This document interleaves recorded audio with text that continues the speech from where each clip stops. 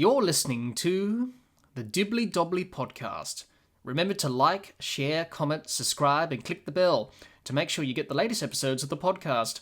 Be sure to like and share our Facebook page and follow us on Twitter and on Instagram. Jehan, let's discuss and preview the Ashes for next year, 2025-26 in Australia, the Ashes series. Let's touch on that a little bit. It's a long way away still. It's a year out or so. Could be a different type of series this time around in Australia for this Ashes series. You know, with the mention of Bazball, Ben Stokes, Brendan McCullum, could be a different England team that we're used to. The last series win for England was obviously back in 2010-11. It was 3-1 of the best of five, which England won. And since then, well, it hasn't been great. It hasn't been great for England. 2013-14, they lost 5-0.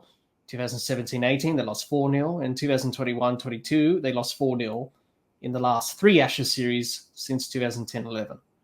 So it just shows you how much they've struggled in those series. And especially the last series was very poor, really, when Joe Root was captain. And, it was a very underwhelming series, even though Australia won. Yeah. But this time around, Australia better equipped to deal with Bazball, unlike in 2023 in England.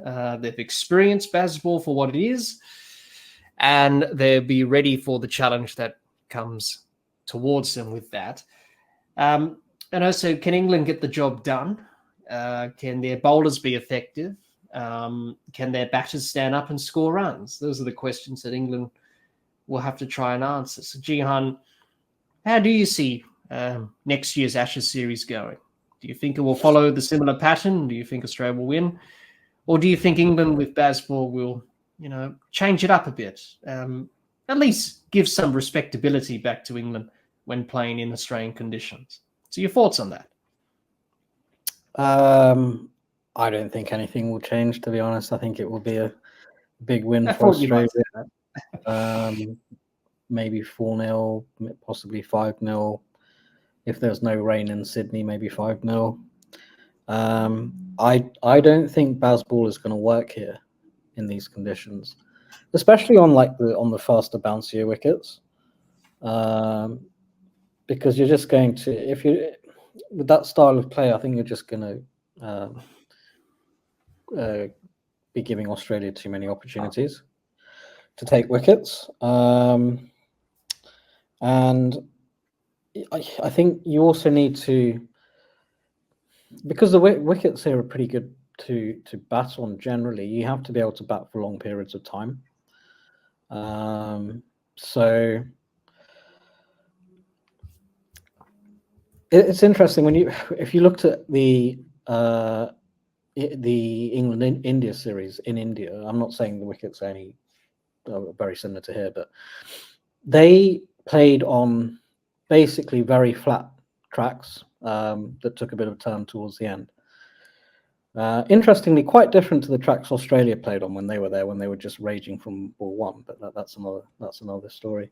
But what would happen is England would score 400, let's say 5 or 6, 7 runs and over, and then taking maybe one day. And then India would come in and bat and say, okay, we're going to bat for 2 days. We'll score slightly slower so that we're not taking too many risks. But because it's such a flat wicket, we can bat for 2 days. So I think that sort of mentality could work here as well. Because even the Gabba can get pretty flat on days 2, 3, and 4. So I think, having said that, I think one thing that Australia do need to try and do is increase their scoring rate themselves, not play Bazball, but I think they need to be a little bit more proactive, because they tend to get bogged down at times, and that can really change or shift the momentum of the game to the opposition. And it's fine if you're able to bat for long periods of time without getting out. But then if you're scoring at 2, 2.5 and over, and then suddenly lose 3 wickets, then you're not ahead in the game. And I think that's been an issue for Australia for a while. If you look at that batting lineup, I think the only two, now that David Warner's retired, the only two really that really take the attack to the bowling is Marsh and Head, and they're down the order. So I think the likes of Khawaja, Smith and Labuschagne do need to be a little bit more proactive. And I'm not saying score at 6-7 runs and over, but maybe push up to 3.5, 4 runs and over. Just to put a bit more pressure back on the bowlers and try and get ahead in the game. I mean, Smith used to be quite a free scoring batsman, but even he's getting a bit bogged down more these days. And I don't know if you can remember that innings that Marnus played in the last Ashes, where he scored 9 off 90 balls or something like that. Yes, it was in the last test, wasn't it, at the Oval, wasn't it? Yes. Yeah, I mean that kind of innings is just going to lose you the game, really, when you think about it, because you're just wasting time doing that, and not only wasting time, but form as well, Marnus. So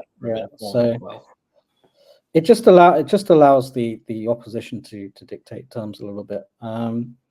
But yeah, I don't think Bazball is going to work in Australia. Whenever Australia when they've drawn these last two series in England, one of the issues for them has been knocking over the tail, particularly the last series. A lot of key runs came from the likes of Mark Wood and Wokes and these kind of guys down the order that ended up being a big difference in the outcome of the test matches that they lost, and then obviously the series. But that doesn't tend to work as much in Australia, because I think with the fast bouncy pitches you can bomb out the tail pretty much, which is what Australia are good at doing. So I think, England have tended to, when they tour here, be a bit of a side that are basically 4 down or 5 down and then all out, because their tail just doesn't hang around too much against the bouncers. And Australia tend to do that when they go to England, so they'll bat well up to 4 or 5 down, and then none of their tail can get runs, apart from the odd occasion like at Edgbaston when Lyon and Cummins got those winning runs. So look, I don't think England have much of a chance, really. By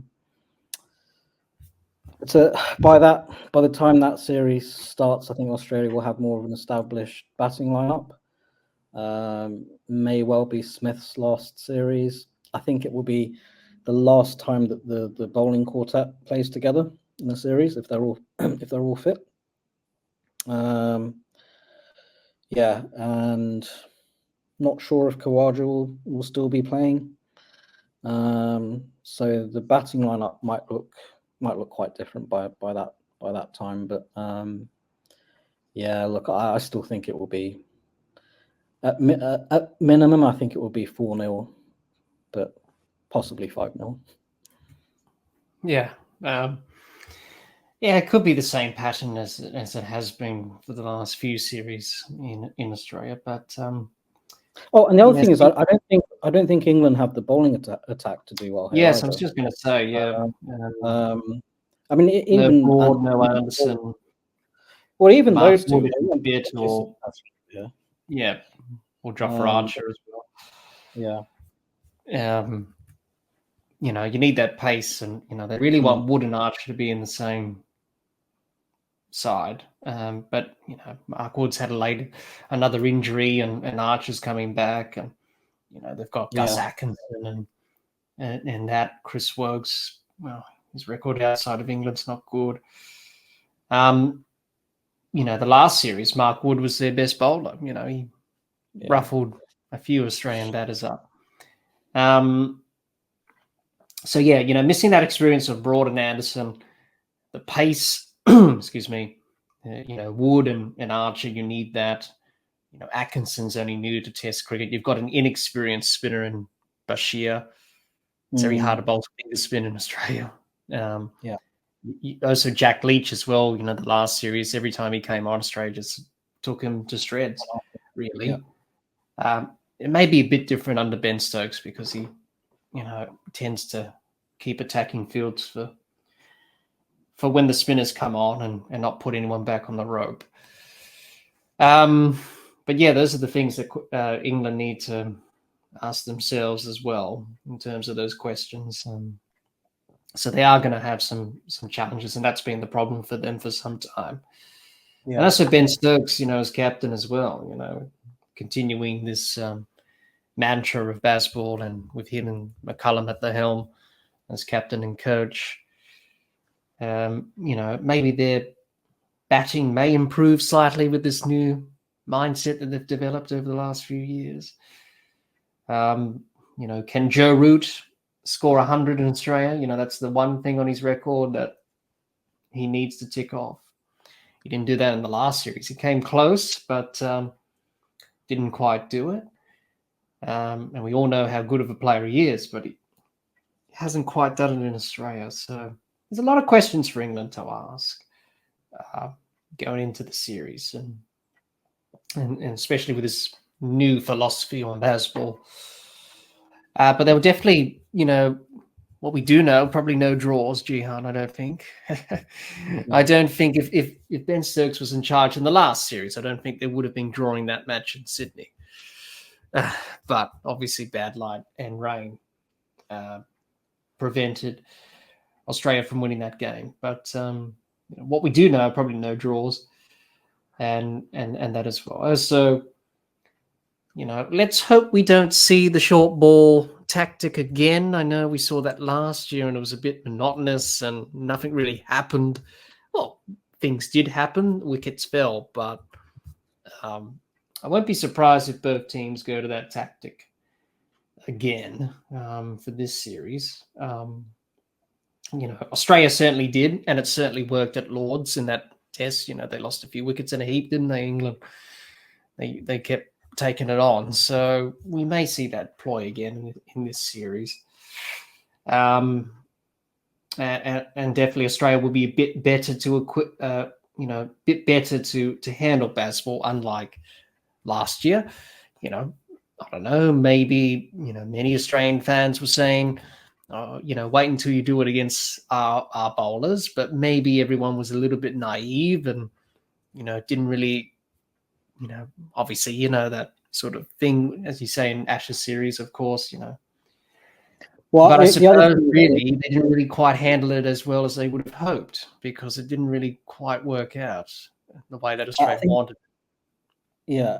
The other thing I would say is the grounds are obviously bigger as well. So a lot of the top edges won't just fly over the boundary. Yeah, so I don't know. I have this feeling it's just not going to work in Australia, in Australian conditions.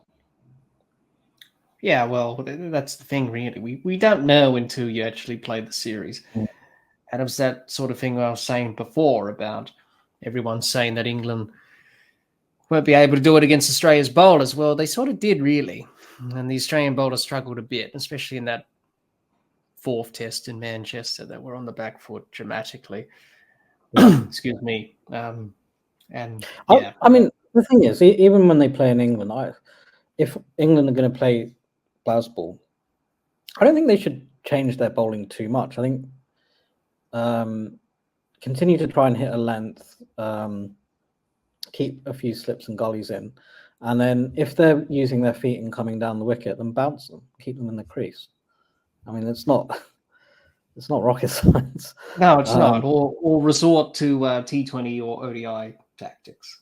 Yeah, in a way. That's what sort of really getting. So. Yeah, if they're getting on top, then that's what you do. But I think you still need to give yourself opportunities to get them out. And I think that's what they were too defensive for my liking in that series. Well, we saw that a bit in the test documentary, did we? A bit of an insight on that. And they wanted to restrict boundaries and stuff. Yeah. They'll definitely have their plans. I think in this ODI series against England recently, when Harry Brook was on strike, they bowled wide of him outside off stump, and I think that's how he got out in the last test against Sri Lanka at the Oval in that series. I think he said on the stump mics, it's a bit of boring cricket here. Well, sometimes you probably have to be boring to to get wickets against this England side, because you got to test their what's the word, Patience. ego, I think, Yeah. and play on their ego a little bit. Yeah, definitely. And sort of wear them out a bit and bore them out, play on their ego a bit, and they'll play a big shot and get out and give their wicket away. So, Australia will have their plans, and I think Pat will definitely learn a lot from the last series. He's that type of person and character, always reflects on his performances and what he can do better as captain. So definitely I think Australia will be better equipped to handle it. And I think going into it, I think they were a bit naive, I think, or like many of us, I think, until you haven't experienced it, then you don't know how you're going to handle it. So I think everyone was a bit guilty of that. And they were under pressure to an extent. And, if we're honest, they probably should have lost the series 3-2. Yeah. They should have. They probably got lucky in the first 2 tests, but they were good enough to win. But they should have obviously lost at Headingley, and they should have lost in Manchester, and they should have lost at the Oval, which they did. Yeah. But obviously it rained in Manchester, and the series was drawn at 2-2. So be interesting to see what happens next year when the Ashes happen and come to town, as we always look forward to the Ashes and seeing the contest between Australia and England. But yeah. Look, and the other thing is, in Australia, the conditions are generally even over 5 days, so you don't have to worry about overheads and ball changes and things like that. No, you don't. Unlike what happened last year, a few controversial things happened, but we'll gloss over that. But hopefully, no controversial moments in next year's Ashes. I think I don't really want to talk about controversial moments. I think, well, that's just how it happens in Ashes cricket. Of course, you're going to have some controversial moments that happen from time to time. It wouldn't be the Ashes, wouldn't it, without something controversial? So definitely adds a bit of spice to the rivalry. So that's a bit of a preview for next year's Ashes series, and hopefully it will be a very exciting series. Let's hope that's the case next year. Hi everyone, hope you enjoyed hearing Jehan and I discuss the Ashes for 2025-26.